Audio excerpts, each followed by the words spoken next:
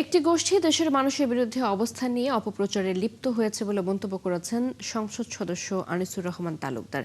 রবিবার মাদারীপুর সদর উপজেলার ঝাউদি ইউনিয়নে পুরান মাদ্রাসায় খাল খনন কাজের উদ্বোধন শেষে তিনি একথা বলেন।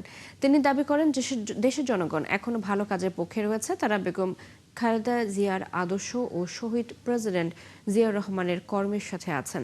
এ সময় তিনি আরো বলেন, দেশ ও দেশের মানুষের শত্রুরা নির্বাচিত নেতৃত্বের বিরুদ্ধে ষড়যন্ত্র করে যাচ্ছে, তাই সবাইকে অপপ্রচারকারীদের থেকে দূরে থাকার আহ্বান জানান তিনি।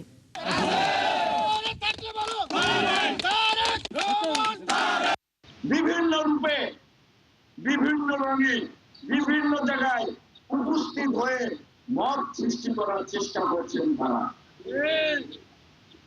আজকে উদ্দেশ্যই যদি হয় ঝামেলা লাগানো, মানসিকতাই যদি হয় ঝামেলা লাগানো, তাহলে তো খারাপ করে সরকারের পিছনে আর সরকারের বিরুদ্ধে অপপ্রচারে লিপ্ত হয়ে যাবে তারা।